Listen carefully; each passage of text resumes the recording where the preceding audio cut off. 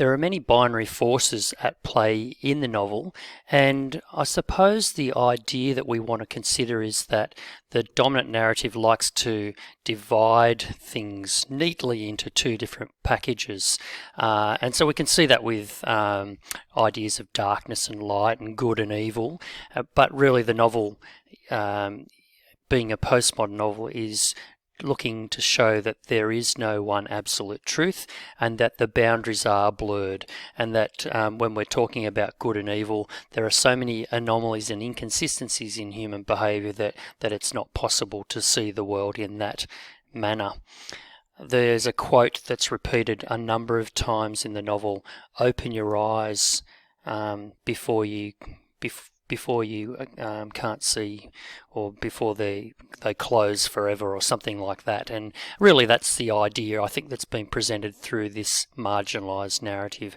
So here we can start with this notion of fiction and reality, or truth. If we look at on a grand level, we can say that we can look at the tension between the fabrication, the fictional aspect of this story, and the truth. And where does the truth lie in between that? There is some truth in the fictional story that Dorr tells, but certainly not complete. And so the lines are blurred there. And we can look at the tension between the dominant and the marginalised narratives, not only within the novel, but within society and within all works of fiction and storytelling. There are public and private worlds that we see. So we might see the public persona of a character, and that is contradicted by what they're like when they're in private.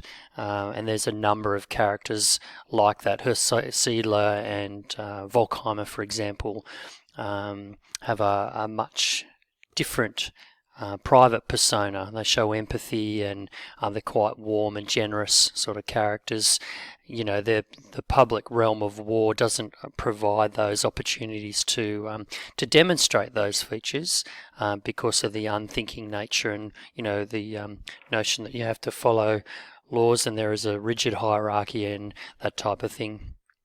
There are scenes where there's a tension between extreme poverty and extravagance, and we see that in the Siedler chapter, which we'll look at soon, where the vast majority of people in the town are living on the poverty line, yet behind the closed doors of Siedler, he's living in a completely different existence.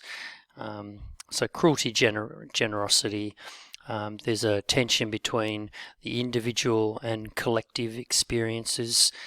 Sometimes the individual in the novel is a representation of a collective group. Something to think about. Definitely there is a tension between order and disorder, and those lines are blurred as well.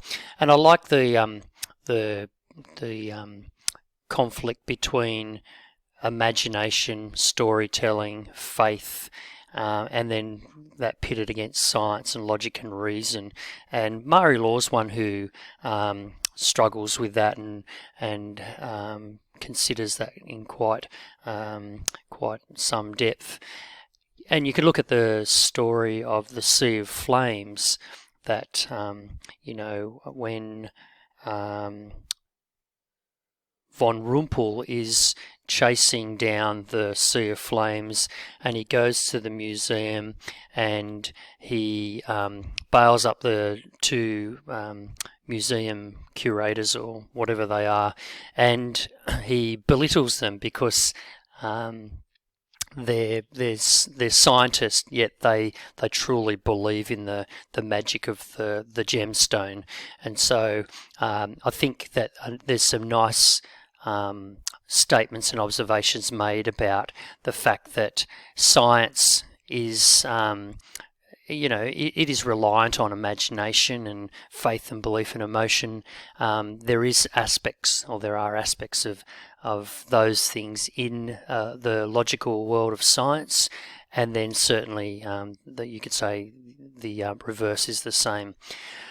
What is right and what is wrong? Is there any way to define that? And certainly those notions are put to test in the novel. We're talking about ignorance and understanding, and we think, well, from whose perspective are we talking about? The characters within the novel? Are we talking about the readership? Is that the purpose of the novel, to allow us to go from a position of blindness to a world of seeing and understanding? So it's through reading these marginalised narratives that we come to take the blinkers off. We've been blinded by the dominant narratives of society, and through reading marginalised stories we come to a greater understanding of where the truth lies. And so there is real sight, and within the novel there are moments within the war. There's some scenes with sunflowers, for example, where there's absolute moments of beauty within a realm of destruction, and so that's interesting to look at. And ultimately, this notion of good and evil.